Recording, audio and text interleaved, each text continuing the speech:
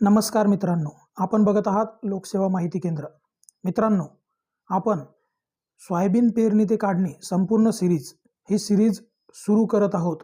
यामध्ये आपण एक एपिसोड टाकलेला आहे, ज्यामध्ये आपण बियाण्यांची निवड व तसेच बीज प्रक्रिया कोणती केली ते आपण त्यामध्ये सांगितलेलं आहे। मित्रांनो, या सिरीजमध्ये मी माझा अनुभव तुमच्यापर्यंत शेअर करणार आहे, ज्यातून आपण आपलं आलेलं उत्पन्न, लागलेला खर्च हे सर्व या व्हिडिओच्या अंतर्गत आपण बघणार आहोत। आजचा हा एपिसोड क्रमांक 2, ज्यामध्ये खत निवड व तसेच पेरणी या अंतर्गत आपण या व्हिडिओच्या माध्यमातून बघणार आहोत।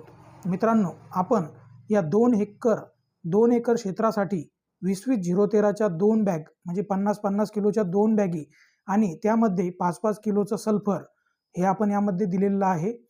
ते आपण या पेरणीसोबत वापरलेलं आहे व आपण फुले किमिया या बियाण्यांची निवड केलेली आहे, ज्यामध्ये बीज प्रक्रियामध्ये वार्डन हे आपण त्याला बीज प्रक्रियेसाठी वापरलेलं होतं।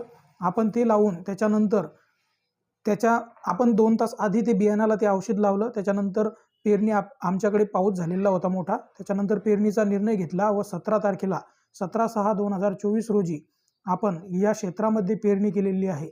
मित्रांनो, आपण या अंतर्गत आपल्याला आता किती खर्च आला, उत्पन्न काय होणार, आपलं निवड, आपलं सगळं नियोजन, माझा अनुभव या सिरीजच्या माध्यमातून आपल्यापर्यंत शेअर करणार आहे। तरी ही सिरीज पुढे चालू ठेवण्यासाठी आपण चॅनलला लाईक व सबस्क्राईब करा व आपले सजेशन असतील किंवा आपली काही याबद्दल काही विचार असतील तर मला कमेंट बॉक्समध्ये नक्की कळवा।